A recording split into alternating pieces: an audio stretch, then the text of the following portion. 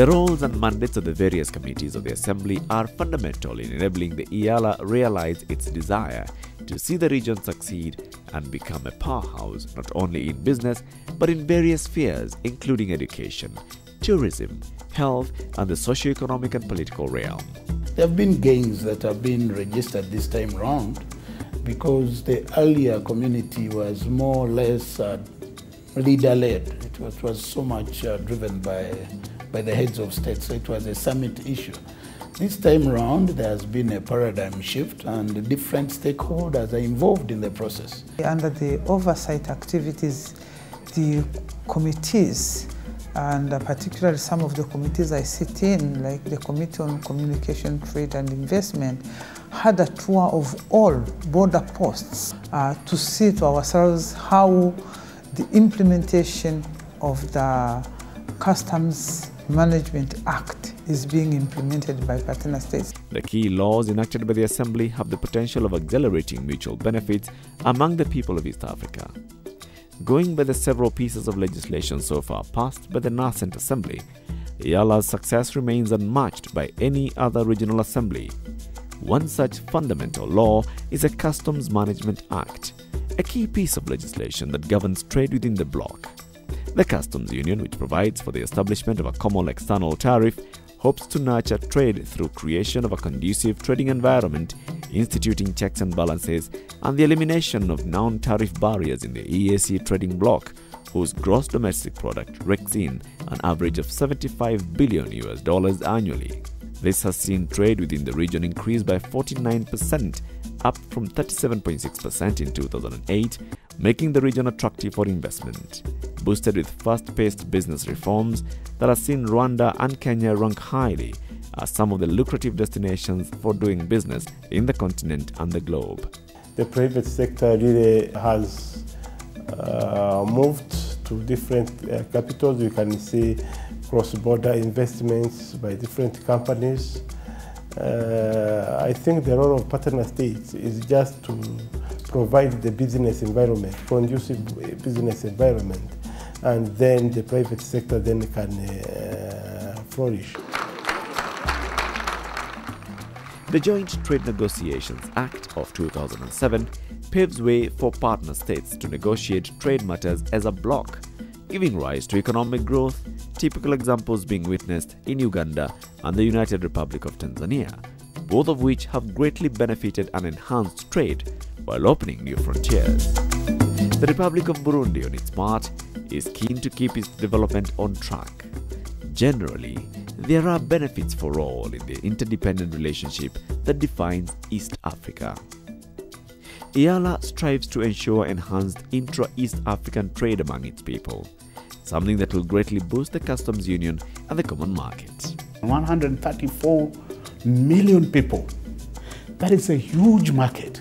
And what we don't seem to understand is that if we utilized this market and increased the level of intra-East Africa trade, a lot of the goods that consumer goods that we import from outside of East Africa would actually be manufactured within East Africa. The Common Market, launched on July 1, 2010, to allow for free movement of labor, capital, goods and services among others, is a crucial protocol in the lead-up to the realization of a monetary union which aspires for a single East African currency and ultimately a political federation, a key and definitive step in the integration process of the EAC that today boasts of the world's most admired historical sites and vast mineral resources. Eala's deepening role in the EAC's integration process is accentuated given its vision of a prosperous region that seeks an assertive role in global affairs, particularly trade. One thing I must say that as a community we have not done very well is sensitizing the general public more on matters pertaining to the East African community. Of course, we can't do it alone. It has to be something that has been done collectively within the community and also the partner states. We have ministries responsible for EAC affairs who should not only coordinate but also sensitize their citizens on what is happening in the community. So I think that is a big challenge that we have. But those challenges come with, it's more about funding in terms of community activities. Eala also plays a key role in the representative aspect by interrogating policies of the community to ensure efficiency and effectiveness, fairness and equity. In its representative role, Eala continues to be the voice of the people, informing them about the commitments and policies of their governments to the EAC. As a regional legislature striving to see stability in East Africa despite a myriad of challenges affecting the region, Eala's role as a key organ of the community has become the embodiment of East Africa's unity, prospering the vision, one people, one destiny. I take this opportunity to commend this Assembly for the oversight role that it has continued to play and for the legislative achievements this August Assembly has made. I cannot forget to remind you of the need for the East African Federation, fast track.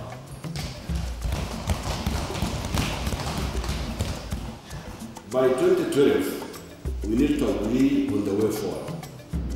Indeed, it was a decade of great progress as we successfully navigated our way from cooperation to integration.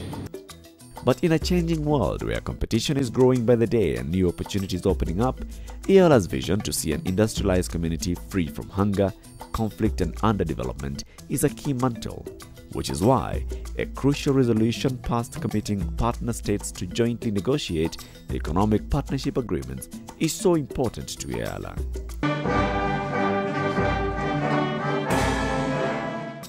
Like any other assembly representing its people, Eala's 10 years of existence have not only changed the mindset of the community, but it has been an enriching experience for the assembly, which holds 5 sittings a year, principally on a rotational basis in the partner states.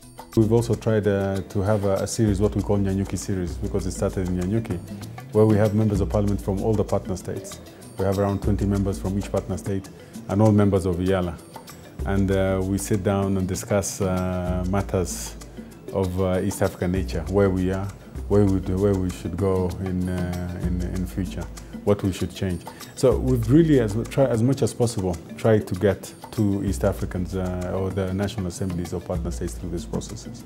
These East African leaders who converge here in Arusha, in the Legislative Assembly, actually act as East Africans, as opposed to acting as Ugandans or Kenyans or Tanzanians. In addition, during the various meetings and conferences, including the popular Interparliamentary Relations Seminars, commonly referred to as Nanyuki series, Eala discusses and debates on critical matters on a wide range of issues revolving on regional integration, as well as in getting buy-in from the national assemblies and other key stakeholders. Annually, Eala hosts the chairperson of the EAC Summit of Heads of State to deliver the State of the EAC address. The objective focus being to reflect on matters of general policies relating to the progress the community is realizing, while outlining the strategic challenges which require greater attention. Although the framers of the treaty quite understandably put an emphasis on economic integration, there has always been and will always be a political federation trend between and among the people of East Africa. Because the East African community, in my understanding, was born out of a desire, out of a need to face certain strategic challenges. And those challenges go beyond a mere economic integration.